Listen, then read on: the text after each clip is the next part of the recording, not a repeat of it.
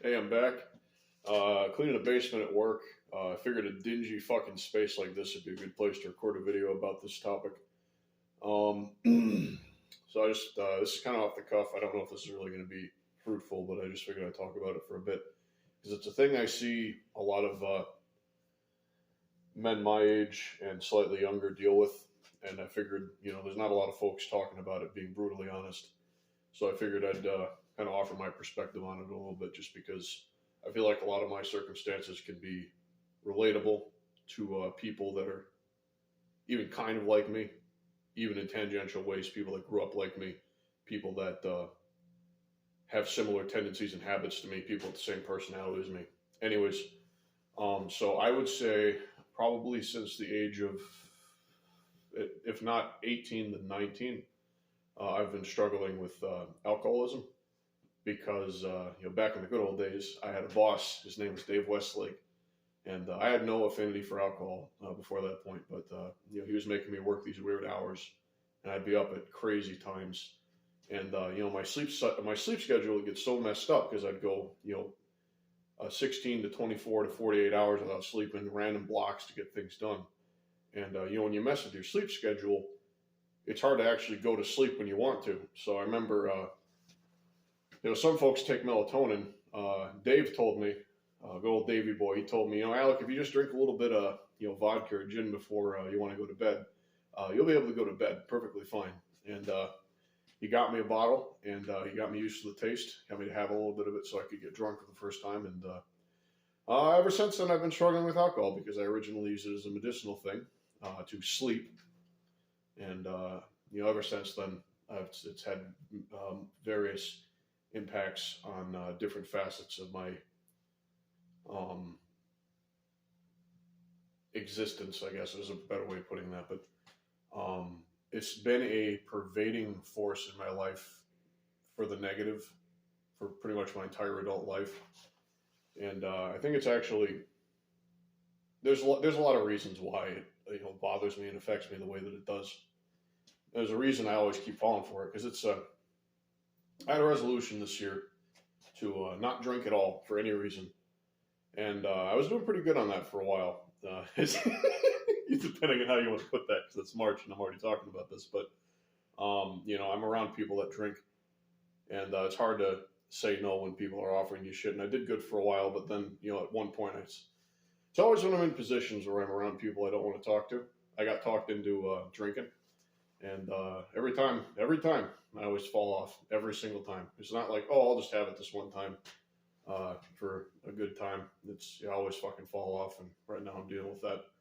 But a big thought I always think about is why do I feel the need to drink? Why do I have the compulsion to consume alcohol? Because, like, for example, my friend Gabe, love him, but he is, addicted to cigarettes like it's nobody's business. He's smoking them all day. So is his wife.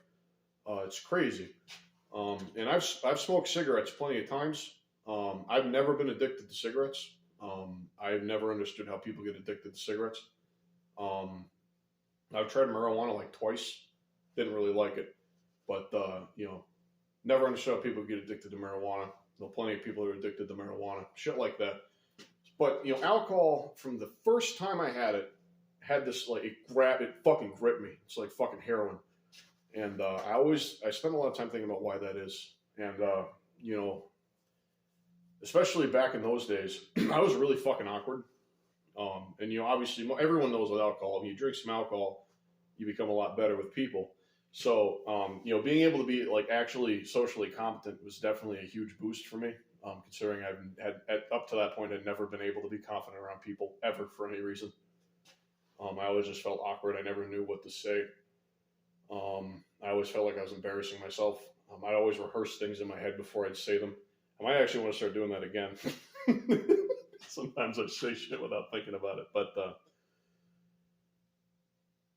there is a certain phenomenon because, it goes from being a thing you do socially to being something you do on your own in a dark room by yourself because you feel bad about shit. And I've been through plenty of bad fucking times in my life, and It's such a fucking dumb thing to say, but it's in a lot of ways, it's true. As a man, when you're going through tough shit, no one really gives a shit. But you can always drink. There's always, alcohol is always there for you. It's always relatively affordable. So it's very tempting to drink that because even though alcohol is a depressant, it can make you more easily. It makes you more animalistic, I would say. Your long-term thinking goes away, and you either get stuck in the immediate and get like fucked up thinking about whatever the fuck is bothering you, or you just like ignore it and think about other shit. I've got things. This happens. This is everybody throughout any point in their life. I've got shit that bothers me right now about myself. I got things about my life that piss me off and bother me. But for the most part, I think I've got it fucking as good as I possibly could. I basically have everything I want, and I'm living exactly the way that I want to live, which is fantastic. I would not change a single thing about my life right now. I'm trying to think if that's true. There's nothing about my life I would change. It's absolutely like critical. Like everything is like perfectly set up right now. And I can only see things improving, but I still struggle. I still every time I go on, I have a drink, and I start getting off the rails again. I just back in the day when things were really miserable and I hated my life, and I didn't see a reason for living, and I never found solace in the company of others or dating or anything like that. It was just a way. It was something to do that fucked with your head.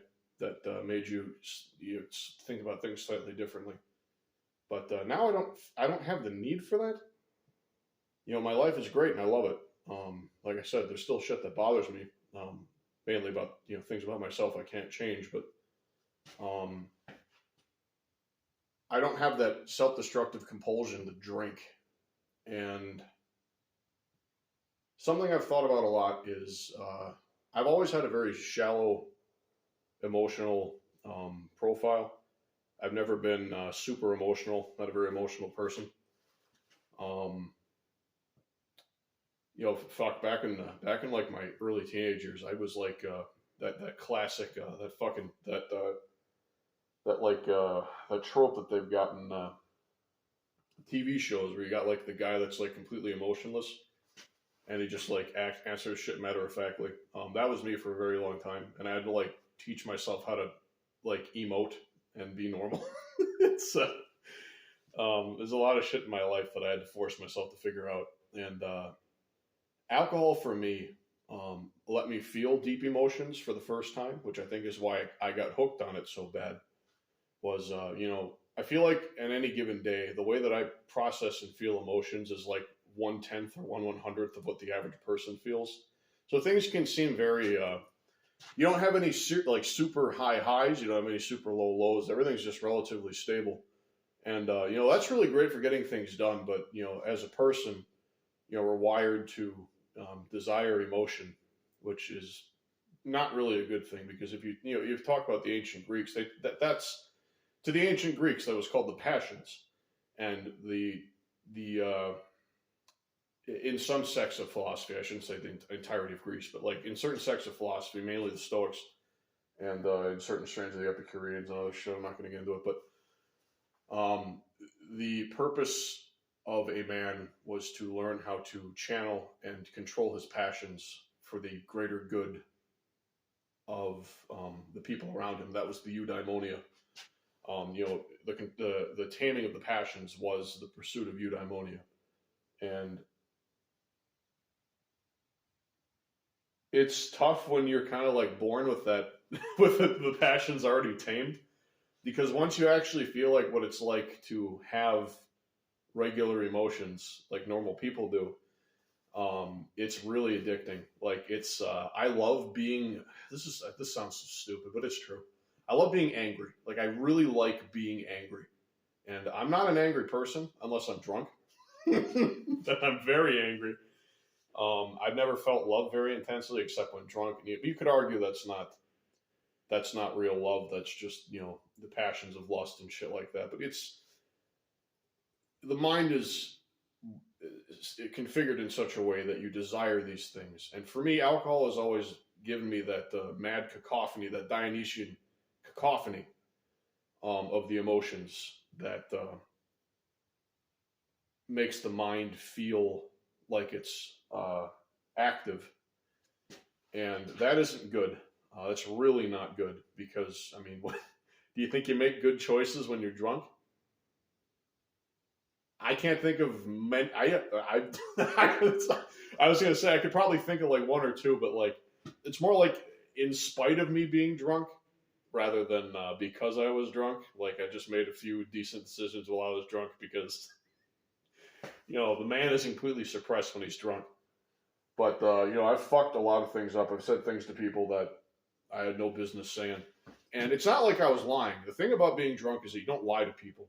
The problem is that you're too truthful. You say things that are true, but you're not going to word them in a way that's good. You're not going to time it well. You're not going to word it well. You're going to be like a fucking retard. It's going to come out of nowhere. And, in a lot of ways, it can be, you either get slapped in the face or you kind of get like close with people because they, you either get slapped in the face, people become more distant with you because they understand your actual internal thought processes are, or people get close to you because they know that you're not fucking with them, which I've actually seen that more than you would think. That last one, it's kind of weird, but I'm not getting into that right now. So if you really want to know what someone thinks about you, talk to them while they're drunk. They'll let you know. And it's sometimes you'll figure out things you don't want to know. A lot of times you'll find out things you don't want to know about yourself because not only are you more critical to other people while you're drunk, more critical to yourself, and that's tough. I've had a lot of realizations about myself that are fucking ego destroying while drunk, and they still bother me when sober. And the big thing too, to segue a little bit, when you abuse alcohol regularly, your state of mind is different. So even if you're sober, so like if you're abusing alcohol on a daily basis, you have periods of time where you're obviously drunk and you're inhibited. But the times where you're not drunk, but you're sober, your brain is still fucked up because of what the receptors that the alcohol affects. And I'm not going to get into the science of that. I don't want to talk about that right now. But when you abuse alcohol regularly, you are never truly sober. And it's like a fucked up thing to think about. Anyone that's abused alcohol for long periods of time and has been through the fucking ringer or was chemically dependent like I've been several times in my life, when you're off it for a month, you might as well be an entirely different fucking person. Like, it's a really crazy thing. So no one's upstairs. I thought someone was upstairs. That would have been embarrassing. But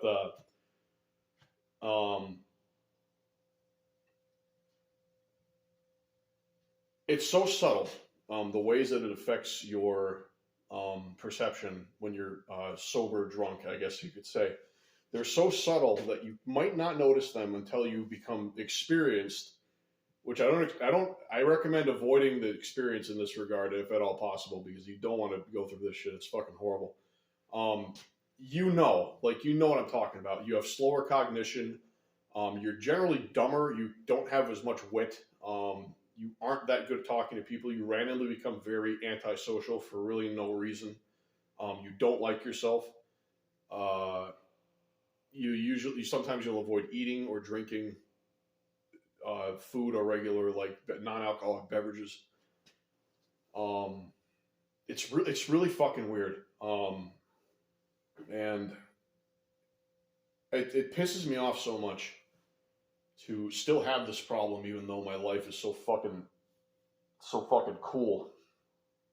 And it fucks me up in a real profound way. And I'm trying to get to the point where, like, just short of like having someone like fucking literally like beat the shit out of me every time I like drink or come home drunk. I don't know how the fuck I'm going to solve this problem. I really don't know. Like I have to. Well, the solution is I need to stop being a fucking bitch. I need to get over it. I need to start saying no. I have to stop drinking. It's not like people are shoving fucking drinks in my mouth. I'm accepting these things. But, easier said than done. The thing that sucks about chemical dependency is you have those physiological reactions going on at the same time. But ultimately, at the end of the day, it's your lack of will. It's your lack of fortitude. It's your own personal failings that allow you to keep coming back to the abuse of that substance. And, it's in modern psychology, they try to say, oh, it's, you're blaming the victim if you do that. But you have a free will. You can say no. You can choose not to drink. Every time you choose to drink, you're failing yourself. And if you've been through this cycle enough times like me, when you choose to drink and you get drunk, you feel really fucking bad because I let that fucking demon win again, didn't I? Pisses me off.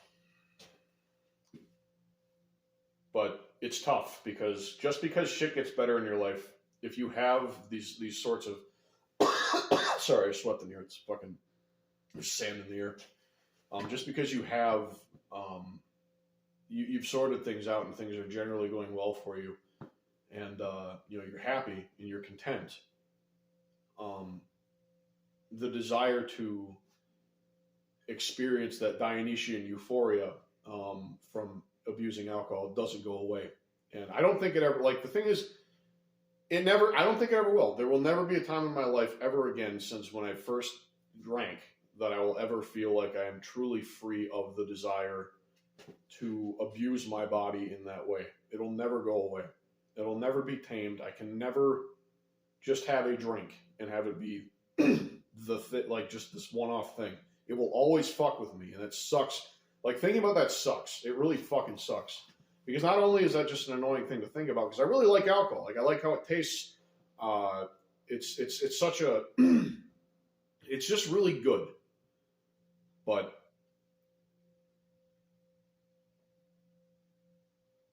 It's because of my own lack of self-control that ultimately this is a problem. And there are broader reaching implications about that, which are frustrating to consider.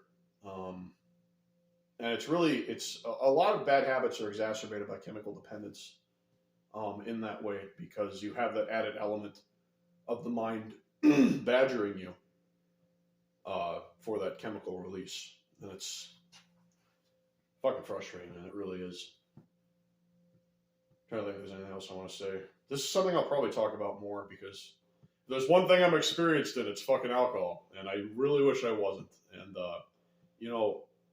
part of the reason I look the way that I do is because of that. You can't...